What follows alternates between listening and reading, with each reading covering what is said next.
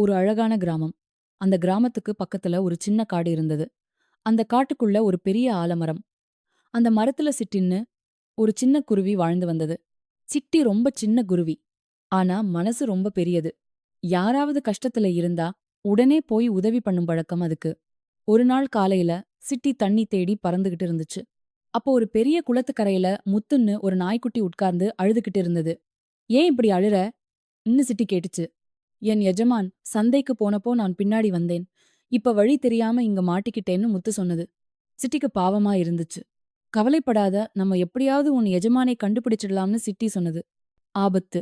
அதே நேரம் குளத்துக்குள்ள இருந்து கருங்கண்ணன்னு ஒரு பெரிய முதலை வெளியே வந்தது. ஹாஹா, இவ்வளவு நேரமா நான் பசிச்சுக்கிட்டு இருக்கேன். இப்போ நல்ல சாப்பாடு கிடைச்சிடுச்சுன்னு முதல சிரிச்சது.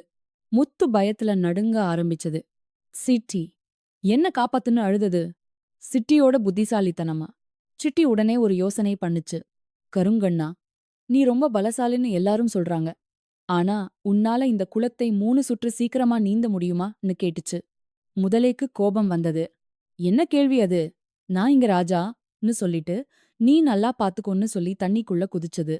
அந்த நேரம் சிட்டி உடனே முத்துவை அழைச்சிட்டு குளத்துல இருந்து தப்பிச்சு ஓடிச்சு. சிறிது தூரம் போனதும் ராமன் தாத்தான்னு ஒரு வயசானவர் கிடைத்தார்.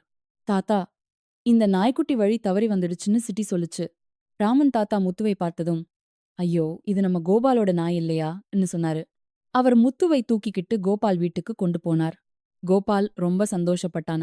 நீங்க இல்லனா என் முத்து கிடைச்சிருக்காதுன்னு தாத்தாவுக்கும் சிட்டிக்கும் நன்றி சொன்னான். முத்து சந்தோஷமா தன் எஜமானோட சேர்ந்தது. சிட்டி மீண்டும் ஆலமரத்துக்கு பறந்து போனது. அந்த நாள் முதல் காடு முழுக்க எல்லாரும் சொல்ல ஆரம்பிச்சாங்க. உடம்பு பெரியதா இருந்தாதான் பலம் இல்ல. மனசு நல்லதா இருந்தாதான் உண்மையான பலம்.